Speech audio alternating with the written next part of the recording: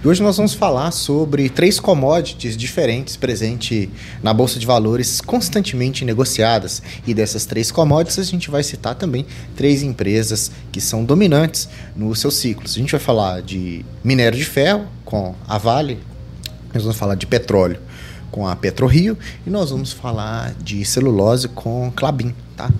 E eu trouxe esse tema do vídeo porque muitos investidores preferem ficar de fora do investimento em commodities, mas vocês vão perceber que pela análise que eu fiz de vários estudos, que a rentabilidade, para quem sabe investir nos momentos de baixa nas commodities, a sua carteira pode ter uma rentabilidade bastante positiva. Tá? A gente pode medir se deu certo ou não o investimento em commodities utilizando índices específicos. Né? Aqui a gente não utiliza o Ibovespa, que mede as ações mais negociadas da Bolsa de Valores, em torno de 75 a 85 empresas. A gente tem um índice só para commodities, tá? É o ICMD, Índice Teva de Ações Commodities Brasil, que tem como objetivo refletir o retorno total de preços e proventos de uma carteira diversificada, composta pelas empresas brasileiras produtoras de commodities que atendam a alguns critérios de classificação específica: produção de alimentos, carnes e derivados, papel e celulose, mineração e metalurgia, açúcar e álcool, extração de petróleo e produção agrícola, tá?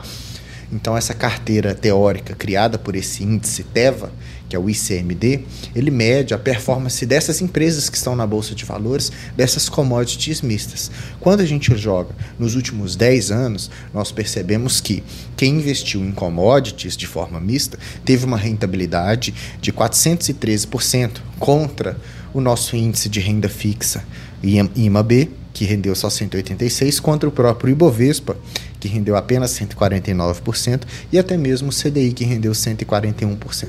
Então, quando você entende da sua classe de ativos e investe de forma estratégica, até um rendimento maior do que 400%, você poderia ter tido nos últimos 10 anos com esses investimentos.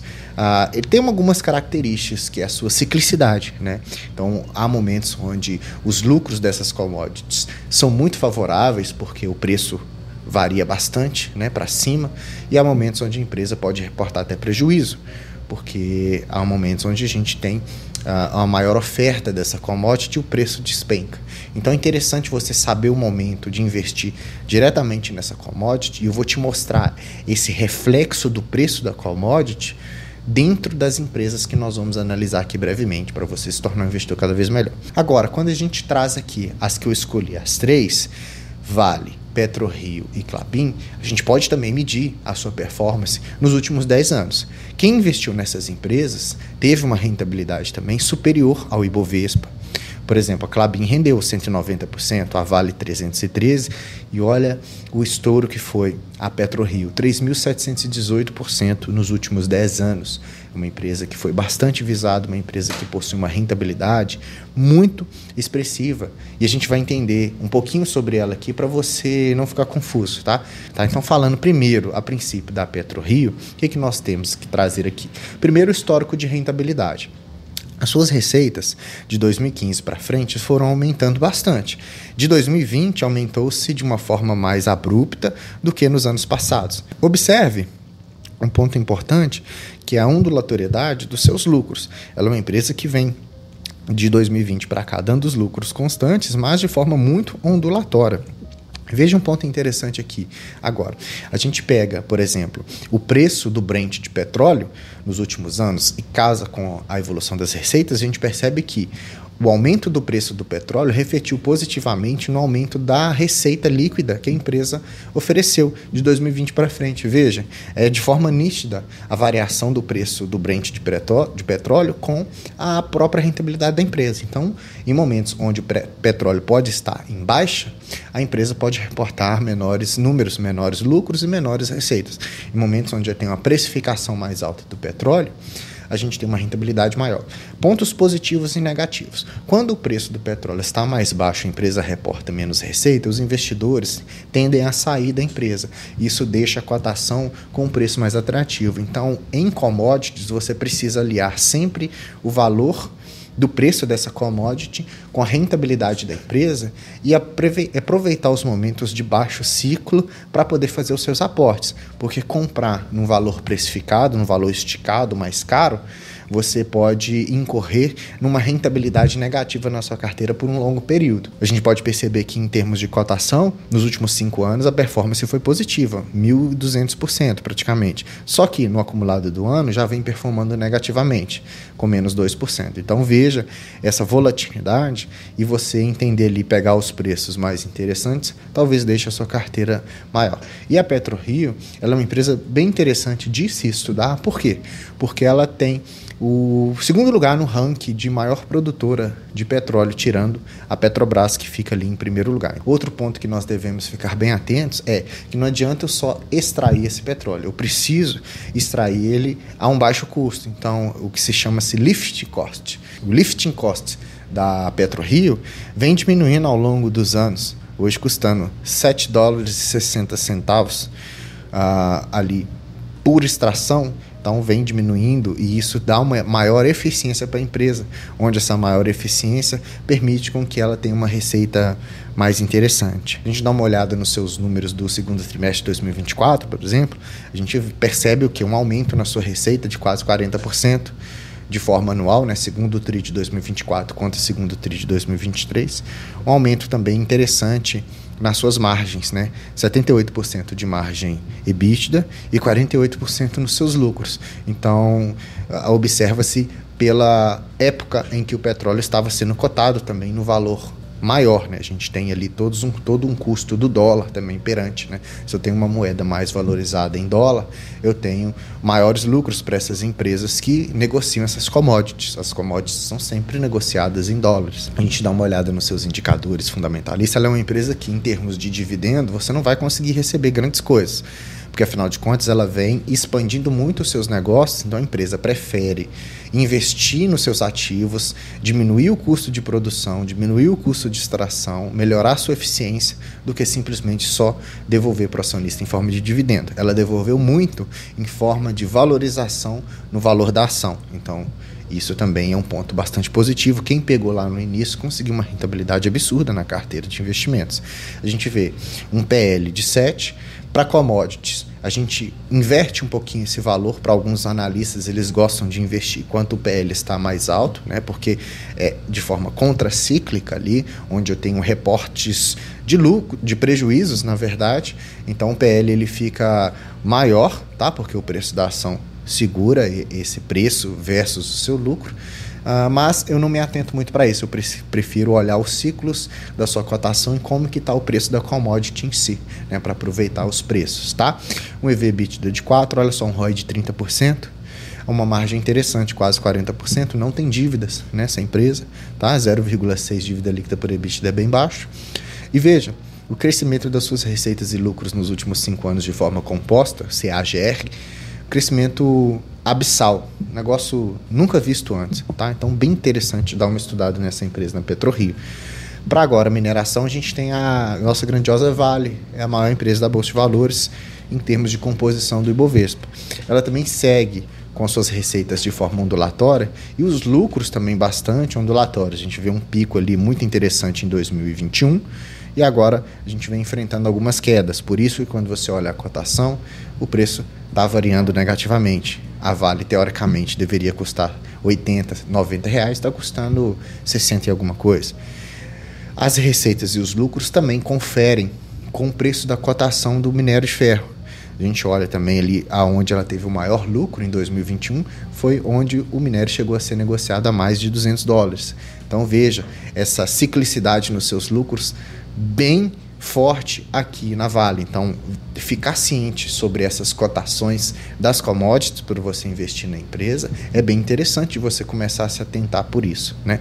A gente percebe uma volatilidade grande na negociação das ações, em alguns momentos de atratividade no aporte, lembrando que não é sugestão de investimento. Então, a gente tem valores ali próximos a R$100 e depois próximos a R$60. Então, quem investe no ciclo de baixa aproveita melhor um dividendo muito mais atrativo, que Vale já proporciona para a gente, tá? Que no último ano a Vale teve um lucro líquido de 26 bilhões de reais, com um EBITDA de quase 90 bilhões também, tá? E sua receita de 200 bilhões de reais é muito dinheiro que essa empresa produz, uma empresa bastante rentável, e ela vem proporcionando lucros desde 2020. Então, nos últimos 4 anos, uma empresa que reportou lucros bastante positivos, receitas positivas também, dívidas controladas.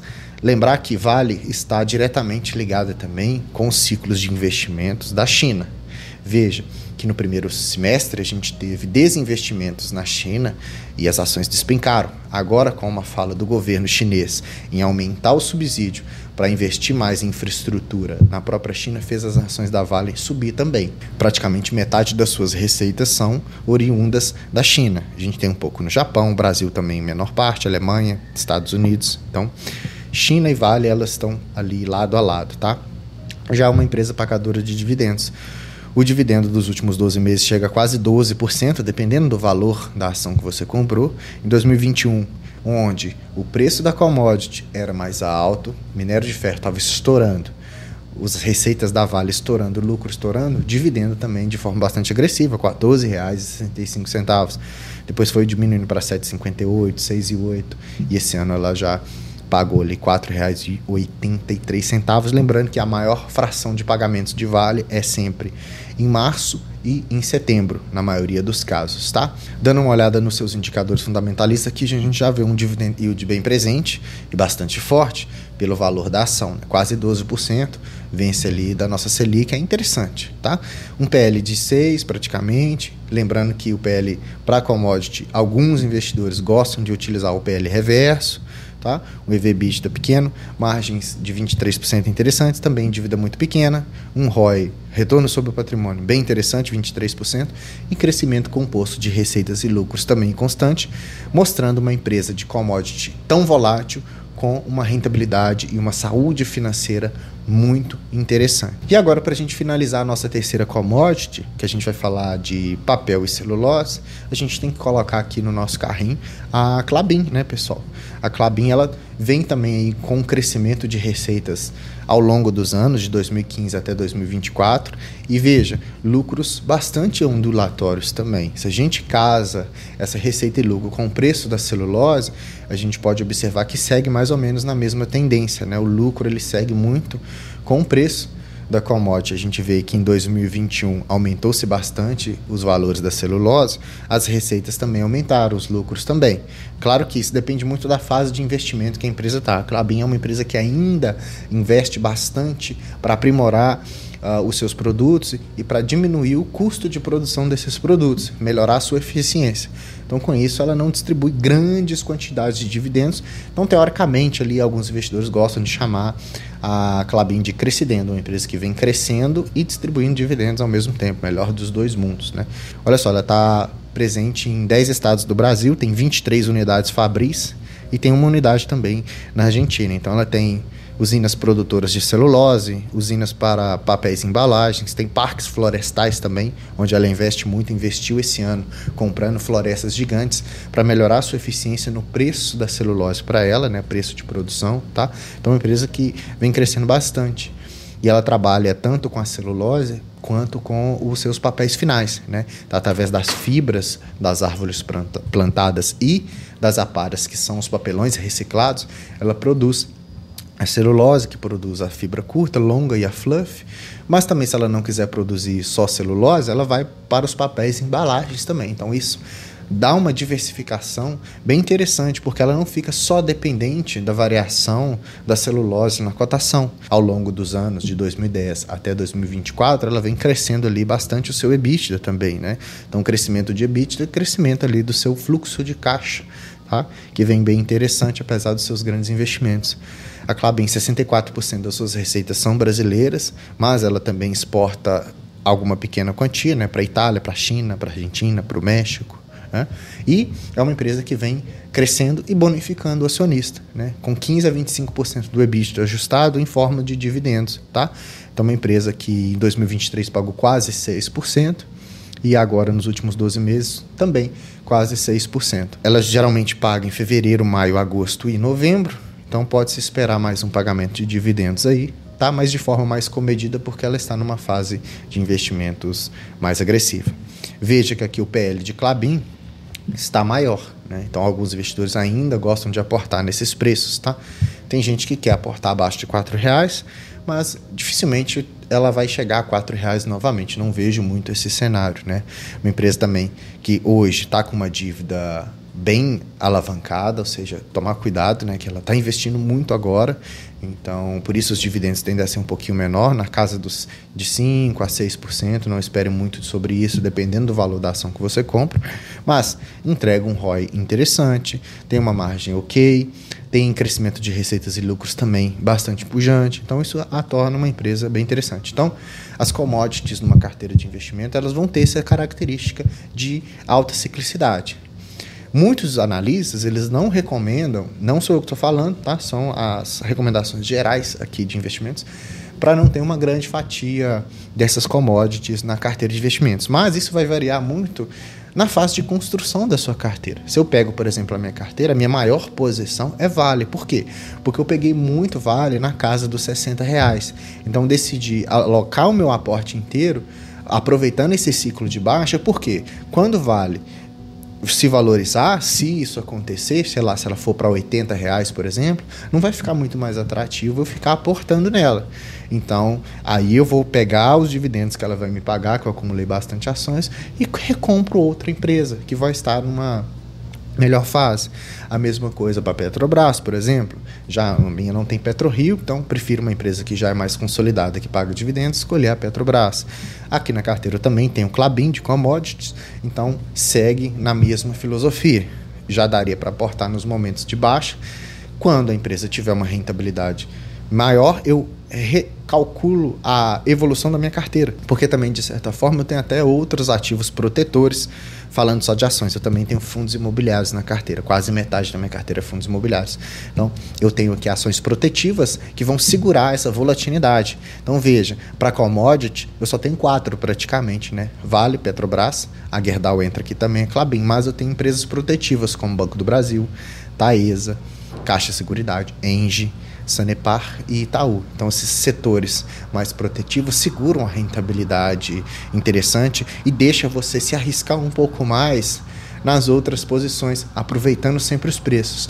Então, quando você fala em investimento em commodities, o preço com que você negocia esse ativo, ele vai interferir negativamente ou positivamente dentro da sua carteira de investimento. O que você precisa saber?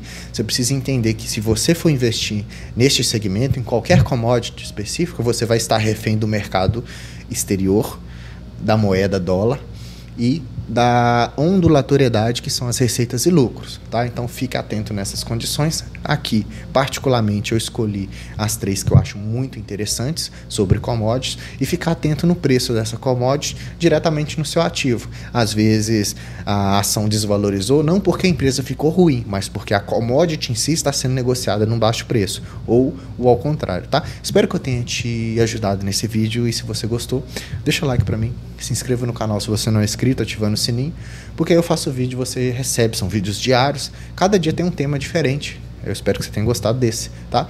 Comenta pra mim, qual commodity que você tem na sua carteira, e se você não tem, qual você colocaria. Vou ficar feliz em responder o seu comentário aqui com bastante educação, porque aqui você assistiu o canal do Investidor Classe Média. Eu sou o Gustavo e te vejo no próximo vídeo. Até mais.